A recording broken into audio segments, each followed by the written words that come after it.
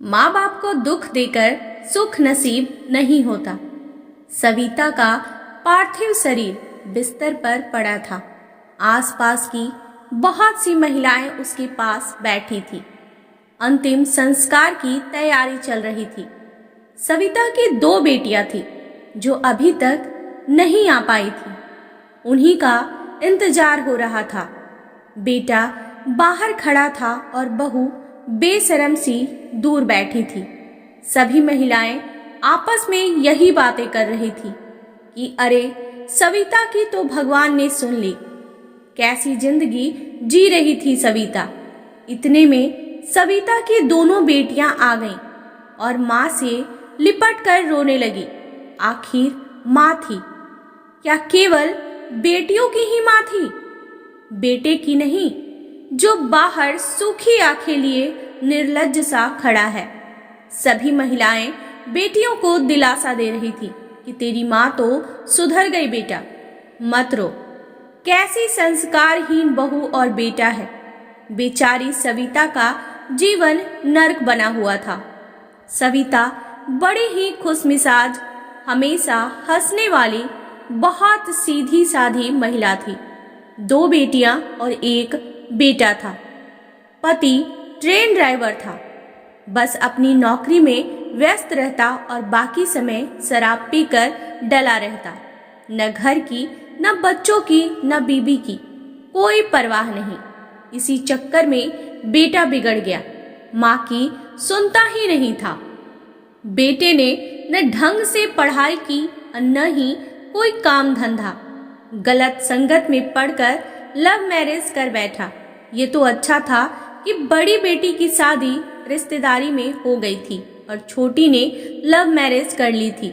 चलो, बेटियां अपना अपना परिवार संभाल रही थी। फिर एक दिन ज्यादा शराब पीने की वजह से किसी गाड़ी से एक्सीडेंट हुआ और सविता का पति भगवान को प्यारा हो गया। घर में बेटे बहू का राज हो गया। बेटा कुछ करता तो था नहीं, पिता की पेंशन मिलती थी, बस उसी से घर चलता था। कुछ समय बाद बहू के 2 बच्चे भी हो गए। बहू सविता को बहुत परेशान करती थी। बेटा सविता से पेंशन के पेपर पर साइन कराकर ले जाता और सारे पैसे निकाल लेता। माँ को बस 1000-2000 रुपए देता और बाकी सब अपने पास रख लेता। बहू सविता को खाना पीना कुछ नहीं देती थी। सविता उसी पैसे से अपने लिए कुछ सब्जियां और दूध वगैरह ले लेती।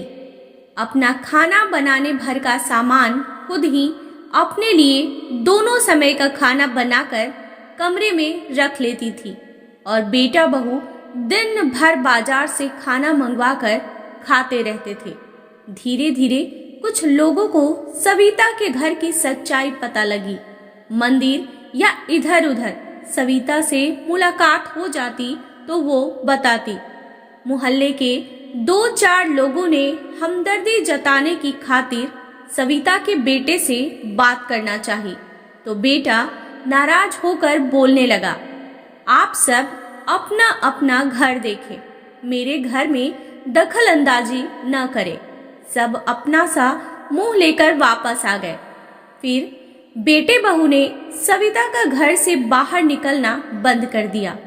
उसको पीछे के कमरे में कैद कर दिया। न किसी से बात कर सकती थी, न किसी से मिलने दिया जाता था।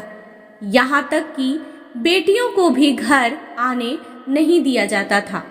उसी की पेंशन में ऐश कर रहे थे और उसी का ऐसा हाल बना दिया था। सविता की तबीयत खराब होने पर भी उसको डॉक्टर को नहीं दिखाया जाता था। इतने पर भी बहू हर समय सविता को जली कटी सुनाती रहती थी। सभी बोलते, कैसी संस्कारहीन बहू है। अब सभी ने उसके घर आना जाना छोड़ दिया था। सविता अपने हाथों में 4 सोने की चूड़ियां पहने हुई थी। बहू चूड़ियों की मांग कई बार कर चुकी थी, पर सविता नहीं दे रही थी।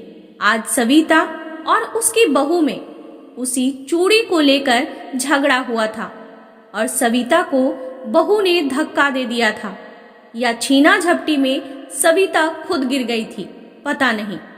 बाथरूम की देहरी सविता के सर में लगी और खून की धार बह निकली। फिर तो बेटे बहू घबरा गए। तुरंत एम्बुलेंस बुलाई गई और सविता को अस्पताल में भर्ती कराया गया, जहां 20 दिन रहने के बाद आज सविता की मृत्यु हो गई। इसलिए आज सभी बोल रहे थे कि ऐसी जिंदगी जीने से तो अच्छा रहा कि सविता मर गई। जिस माँ की पेंशन से बेटा बहू ऐश कर रहे थे, वो पेंशन भी बंद हो गई। अब घर का खर्चा कैसे चले? 2 छोटे छोटे बच्चे, बहनों से भी नाता तोड़ लिया था। भूखे मरने की नौबत आ गई।